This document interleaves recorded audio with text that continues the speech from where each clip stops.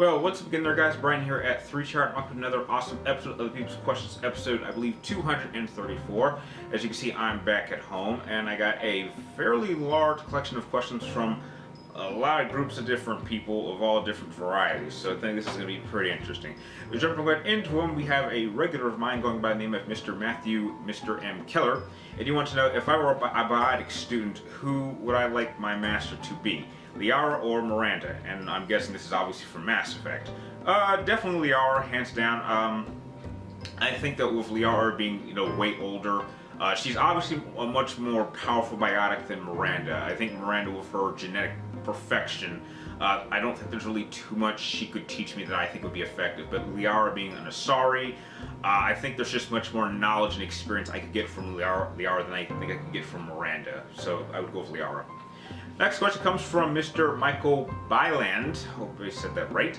You want to know, who is my favorite Metal Gear Solid character? Big Boss, hands down, with the Boss being a good second and Solid Snake being a good third.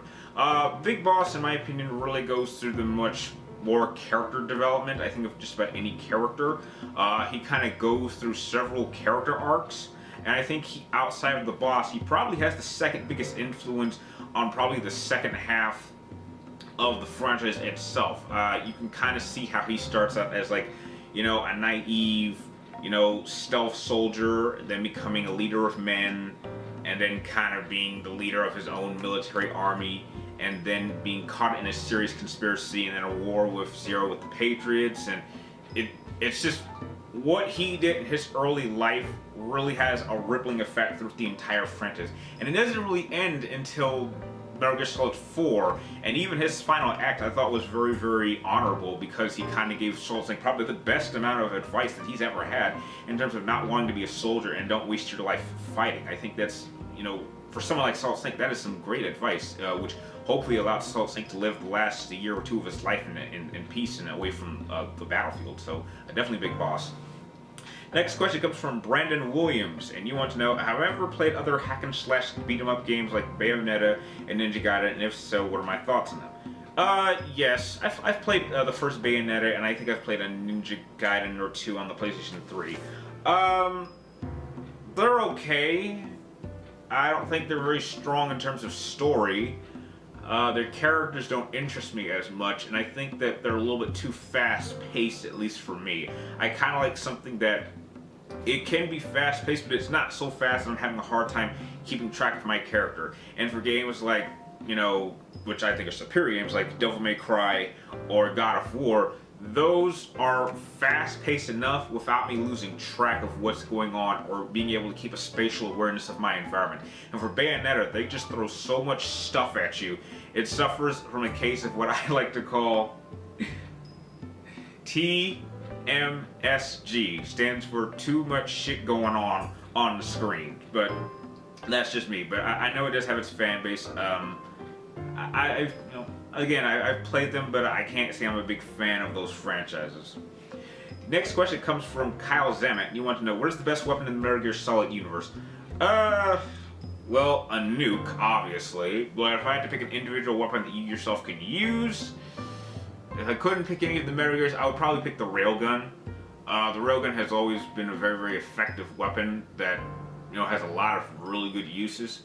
And it's always been my personal favorite, I'd say, since I first laid my eyes on it, from, I believe, Fortune from Metal Gear Solid 2. I'd always wanted to use that weapon, and I got my chance to do that in Metal Gear Solid 4, so, yeah, definitely the railgun. Next one comes from Santiago Starpino, and you want to know, what is my favorite Lord of the Ring character? I think you meant to mention who is instead of what is, but I guess if you're using a what, I guess Samwise Gamgee, the Hobbit. Simply because I like his morals and his loyalty to his friend Frodo, which is a quality I share in myself. I mean, you can absolutely see that going on this adventure and wanting to destroy the One Ring and going into Mordor is something he doesn't want to do, but because his friend is so determined on doing it, he just constantly has his back. And I think that's something I see in myself. I mean, my friends and people always want to do things I personally don't feel comfortable doing, but because they don't have anyone else to back them up, I would be willing to follow them to the gates of hell, even though I don't want to, but I guess just because we have that sense of loyalty to our friends, there's something I very much value in seeing Samwise Gamgee, so that's why he's always been my favorite. The next question comes from, will I be willing to do a Devil May Cry versus Final Fantasy matchup in the future, like a Nero versus Titus, for example? Well, Thomas, Har, I hope I said that right, sorry for not mentioning your name at the beginning. I already have a Final Fantasy Devil May Cry matchup plans for my Season 3 finale. If you actually go back and watch my Season 3 versus lineup, I tell you what it's going to be. I just can't tell you when it's going to happen, but I do have that already planned. The next question comes from JDS4696, and you want to know, do I think Tupac will ever get his own music-based game? No. No. There's no point. The problem is, Tupac is just not marketable on a large demographic.